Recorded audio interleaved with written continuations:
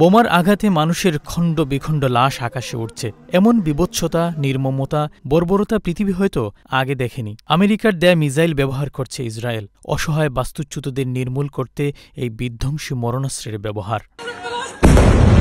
গাজা এখন মৃত্যুপুরী। প্রতিদিন সেখানে লাশের সারি দীর্ঘ হচ্ছে। শিশুরা অনাহারে কাঁদছে।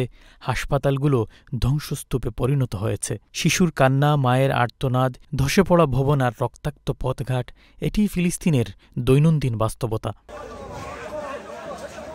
গত ১৮ মার্চ যুদ্ধবিরতি ভঙ্গ করার পর থেকে গাজায় ইসরায়েলি হামলায় প্রতিদিন কমপক্ষে ১০০ শিশু হতাহত হচ্ছে বলে জানিয়েছে জাতিসংঘ। আর গাজার স্বাস্থ্য মন্ত্রণালয় বলছে, গাজায় ইসরায়েলি আগ্রাসনে এখন পর্যন্ত অন্তত ৫০,৬০৯ জন ফিলিস্তিনি নিহত হয়েছেন। পাশাপাশি আরও ১,১৫,০৬৩ জন আহত হয়েছে।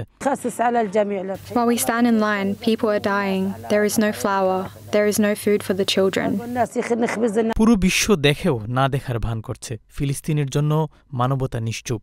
দখলদার ইসরায়েল যেভাবে নির্বিচারে হত্যাযজ্ঞ চালাচ্ছে, পৃথিবীর মানচিত্র থেকে গাজা নিশ্চিহ্ন হতে আর কয়েকদিনের অপেক্ষা।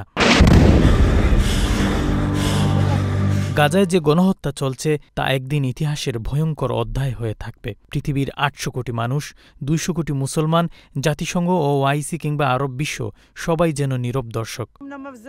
We got up in a panic and found ourselves covered in rubble, filth and dust, this woman said.